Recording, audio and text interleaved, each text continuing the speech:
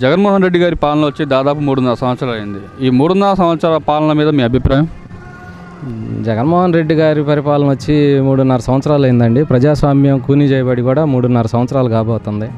ఆయన ప్రభుత్వం చేయబోయే ముందు అంటే 2019 ఎలక్షన్కి ముందు ఆయన కులం చూడడం, మతం చూడడం, ప్రాంతం చూడడం అని చెప్పిన ఆయన, మద్యం నిషేధం చేస్తానని చెప్పిన ఆయన, సిపిఎస్ రద్దు చేస్తానని చెప్పింది ఆయన, పథకాల గురించి వచ్చేసరికి ఎన్నో పథకాలను రద్దు చేశాడు. ఇలాంటి మాటలు, బోగస్ మాటలన్నీ చెప్పుకుంటా వచ్చి 3.5 సంవత్సరాలు అవుతుందండి ప్రజాస్వామ్యాన్ని కూనీ చేసి రాజ్యాంగాన్ని నిట్టనిలువుగా చంపేస్తున్నాడు జగన్మోహన్ రెడ్డి గారు. ఈ 3.5 సంవత్సరాల్లో రాష్ట్ర ప్రజలు ఎవరు సుఖంగా ఉన్న పరిస్థితులు లేవు. గృహిణులు కావచ్చు, మామూలుగా విద్యార్థులు కావచ్చు, ఎస్సీలు కావచ్చు, ఎస్టీలు కావచ్చు, బీసీలు కావచ్చు, మైనార్టీలు కావచ్చు, ఎన్నో మాటలు చెప్పాడండి ఇతను ఎన్నో మాటలు చెప్పాడండి ప్రభుత్వం వచ్చే ముందు. కానీ ఒక్కటి కూడా అమల్లోకి తీసుకొచ్చిన పరిస్థితి అయితే లేదు. నిన్న కూడా చూడబోతే ఆ ప్రయారిటీలో ఉన్న బాలు నాయక్ని, ఎస్టీ క్యాండిడేట్ని తప్పించి ఆయన సుబ్బారెడ్డి అని ఆయన్ని ఈఎన్సీగా వేశారు. తర్వాత మరి ఎందుకో తెలియదు, ఫస్ట్ టైం జీవో గవర్నమెంట్ 24 గంటల్లో జీవో మార్చిందండి నిన్న. మళ్ళీ బాలు నాయక్, ఫస్ట్ ప్రయారిటీలో ఉన్న బాలు నాయక్ గారినే మళ్ళీ ఈఎన్సీగా నియమించడం జరిగింది. దీని ద్వారా అర్థమవుతుంది ఏంటంటే ప్రజాస్వామ్యం కూనీ చేయబడి 3.5 సంవత్సరాలు అవుతుందండి అని చెప్పేసి నేను గట్టిగా చెప్పదలుచుకున్నానండి. జగన్మోహన్ రెడ్డి గారు ప్రతి సభలో మాట్లాడుతూ నేను బటన్ నొక్కి ప్రతి ఒక్కరికి సంక్షేమ పథకాలు డైరెక్ట్గా వాళ్ళ ఖాతాలో వేస్తున్నాం అంటున్నారు. మీరేమో సంక్షేమం చేయట్లేదు అంటున్నారు. సంక్షేమ పథకాలు అని చెప్తున్నారండి, మాటకు మాత్రమే చెప్తున్నారు. కావాలా అవన్నీ డబ్బులు అని చెప్పి, అవన్నీ డబ్బులు ఎస్సీ ఎస్టీ సప్లాన్ నుంచి, నిధుల నుంచి బయటికి తీస్తున్నారు డబ్బులు.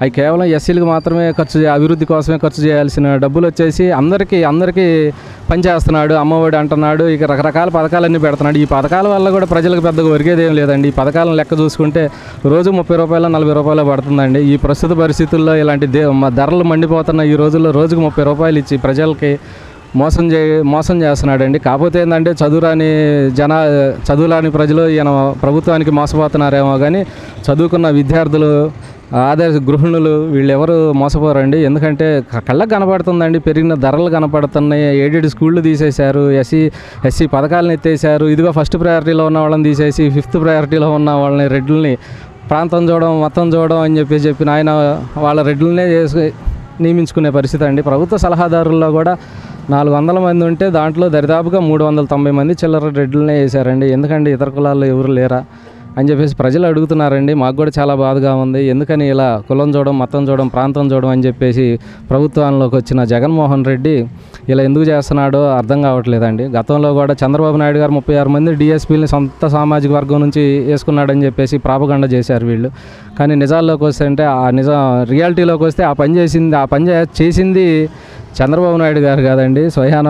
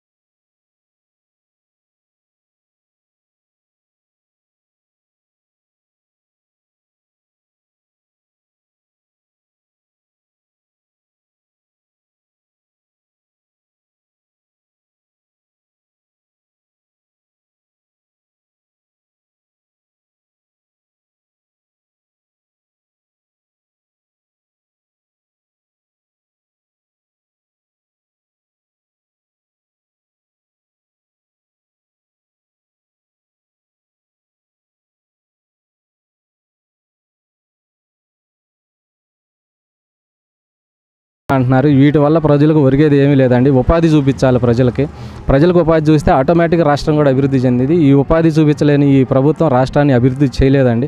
ఇంకోసారి జగన్ వచ్చే ఛాన్సే లేదు. ఒకవేళ ఇస్తే మాత్రం ఆంధ్ర ప్రజలు వాళ్ళ నెత్తి మీద వాళ్ళు చేతులు పెట్టుకున్నట్టే అని చెప్పేసి నా ఉద్దేశం అండి. జగన్మోహన్ రెడ్డి గారి పాలన వచ్చి దాదాపు 3 సంవత్సరాలు దాటిపోయింది. ఈ 3.5 సంవత్సరాల పాలన మీద మీ అభిప్రాయం? నాకైతే మటుకి నచ్చల. ఎవరో కాదు, మా అమ్మాయి వాలంటరీ.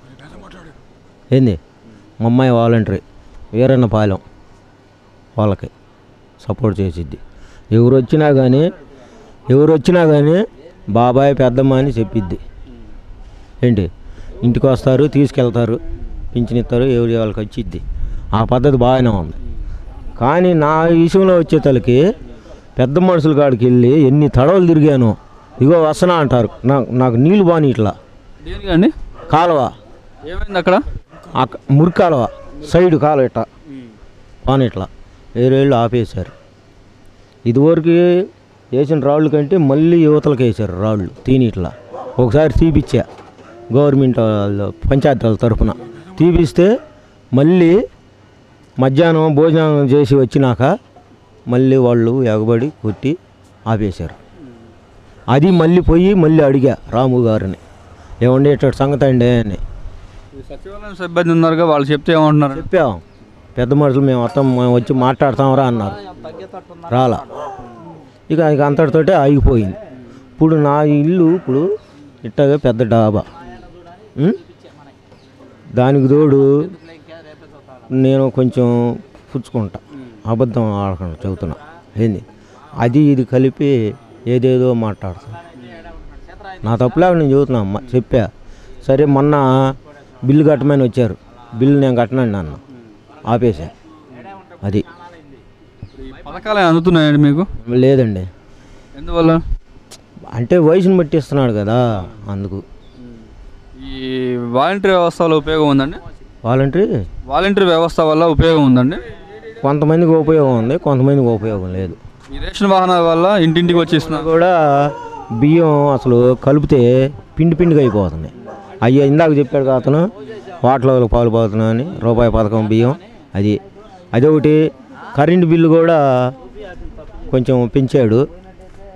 అది నెల వచ్చేతలకి ఫీజు బీకేస్తున్నాడు కట్టపోతే. ఇదివరకు ఎంత వచ్చేది, ఇప్పుడు ఎంత వస్తుంది? ఇదివరకు నాకు 150, 200 అంతే మినిమం. ఇప్పుడు 400 దాటుతుంది కరెంటు బిల్లు. మీరు రైతు వారీగా చూసుకుంటే రైతులకి ఇదివరకు సబ్సిడీ కింద కొన్ని పనిముట్లు ఇచ్చేవాళ్ళు, ఇప్పుడు వస్తున్నాయండి? లేదండి. ట్రాక్టర్లు కానీ, తైవాన్ ఇంజన్లు కానీ, తార్పండి పట్టలు కానీ? లేదండి, లేదు. ఇదివరకు అంటే అప్పుడు చంద్రబాబు నాయుడు ఉన్నప్పుడు ఇచ్చారు. ఏది తైవాన్ ఇంజన్లు కానీ అవి కానీ సబ్సిడీ తరఫున ఇచ్చారు. ఇప్పుడు అసలు ఏమీ లేదు. గడపకి మన ప్రభుత్వం అని ప్రతి ఎమ్మెల్యే ఇంటింటికి తిరగాలన్నారు, వస్తున్నారండి? 3 నెలల కిందట పేపర్లో కూడా వేసాడు. పేపర్లు వేసిన మాటలు నేను నిలబెట్టుకోవాలిగా.